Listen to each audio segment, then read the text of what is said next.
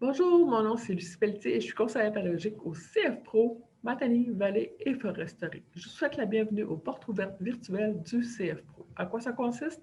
En fait, on va vous présenter nos programmes de formation sous forme de capsules vidéo préparées par nos enseignants et nos élèves. Mais avant de vous présenter ces capsules, moi je vais vous parler de la formation professionnelle. Je vais partager mon écran.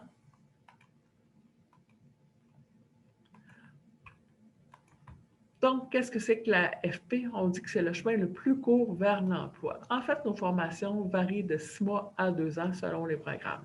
On offre près de 17 programmes qui mènent à différents métiers comme soudeur, mécanicien, opérateur d'abatteuse, technicien forestier, assistant dentaire, infirmière auxiliaire, pour ne nommer que ceux-là. À la fin de la formation, les élèves obtiennent un DEP, c'est-à-dire un diplôme d'études professionnelles.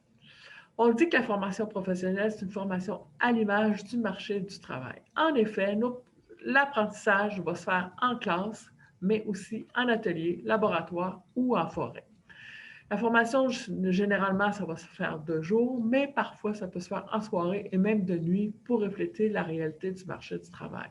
Une chose que je tiens à spécifier aussi, c'est au niveau des équipements matériels, on est à la fine pointe de la technologie. Puis, à la fin de chaque formation, bien, il y a des stages en entreprise. Comment ça se passe en réalité? C'est que le contenu de chaque programme de formation comprend uniquement des cours qui sont reliés à l'apprentissage du métier. Exemple, en foresterie, on va avoir des cours d'identification de végétaux. En mécanique, on va avoir des cours de vérification, réparation de systèmes électriques, moteurs, et ainsi de suite. En santé, on va avoir des cours de pharmacologie, juste pour vous donner quelques exemples. La formation va se faire de deux formes, soit en enseignement magistraux, que tout le monde connaît, ou encore en individualisé. En fait, l'individualisé va vous permettre de suivre votre formation à votre propre rythme. L'évaluation, évidemment, il va y avoir des examens théoriques, mais également pratiques. Et le seuil de réussite pour ces évaluations-là varie entre 75 et 85. En fait, c'est le seuil d'entrée sur le marché du travail. On n'aimerait pas qu'un véhicule soit réparé à 60. Voilà. Au CFPO, on dit que c'est une école où l'élève est important. En fait, on va faire des suivis d'élèves et le tutorat. Ça, c'est pour vérifier, dans le fond, vous accompagner pour vérifier votre cheminement scolaire, voir si tout va bien. On va également accompagner les élèves internationaux qui viennent étudier chez nous. On va faire différentes activités tout au long de l'année pour souligner des événements comme la Saint-Valentin, l'Halloween, aussi, à la fin, on va faire une activité de reconnaissance pour les finissants qu'on appelle le gala des compétences. À tous les 2 ans, il y a un événement aussi auquel on peut participer, qui s'appelle les Olympiades de la formation professionnelle. Pour vous présenter qu'est-ce que c'est que les Olympiades, ben, je vous présente ce petit vidéo qui dure 2 minutes environ.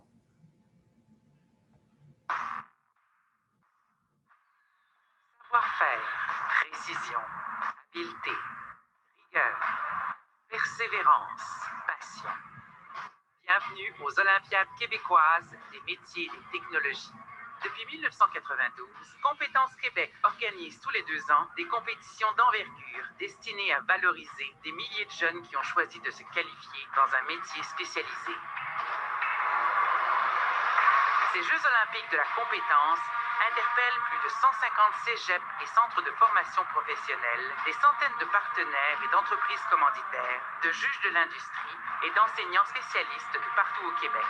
Les compétitions se déroulent devant public, sur un site d'exposition transformé pour l'occasion en une immense usine multidisciplinaire. Un travail de préparation gigantesque qui nécessite des centaines de milliers de dollars d'équipement pour rendre opérationnel près de 300 postes de travail dans une trentaine de disciplines différentes.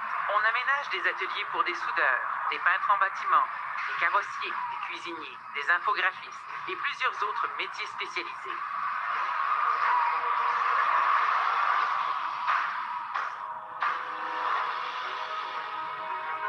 Mais avant d'accéder à la finale québécoise, les jeunes doivent se démarquer dans leur propre région. Ce sont les cégeps et les centres de formation qui sélectionnent leurs représentants, l'élite de la relève au Québec. Des jeunes de la Montérégie, de Chaudière-Appalaches, de l'Abitibi-Témiscamingue, de l'Estrie, du Bas-Saint-Laurent, de la Gaspésie, tous aussi talentueux les uns que les autres. Pour espérer monter sur une des marches du podium, les jeunes doivent réaliser une épreuve pratique d'une durée de 12 heures répartie sur 2 jours. Une tâche complexe semblable à ce qu'ils devront réussir en entreprise. Les finalistes doivent surmonter plusieurs obstacles pour accomplir un travail exemplaire. Un défi de taille. Les candidats démontrent ainsi aux juges de l'industrie qu'ils ont tous reçu une formation qui répond aux exigences techniques de leur métier. Pour espérer décrocher une médaille d'or, d'argent, de bronze, la relève du Québec doit se dépasser et faire preuve de détermination, de persévérance et de minutie. Des qualités qui permettent de développer une rigueur tant sur le plan personnel que professionnel. Au final, tous repartent avec un bagage unique qui leur servira toute leur vie. Le parcours des meilleurs ne s'arrête pas là.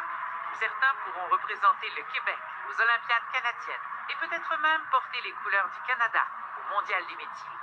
Un événement grandiose qui réunit des milliers de finalistes provenant de plus de 70 pays à travers le monde. On a déjà participé aux Olympiades provinciales en mécanique automobile, en mécanique industrielle et en aménagement de la forêt. Puis, mais en mécanique industrielle, on s'est déjà rendu aux Olympiades canadiennes parce qu'on avait gagné des médailles. Donc, c'est un événement qui est très intéressant. Donc, apprendre un métier t'intéresse, il faut les préalables de français, maths et anglais de 4e secondaire pour venir étudier chez nous. Ou encore, pour quelques programmes, on va demander des cours de 3e secondaire. Vous voulez plus d'informations? Ben, informe-toi auprès de ton conseiller ou ta conseillère en orientation ou inscris-toi au site admissionfp.com.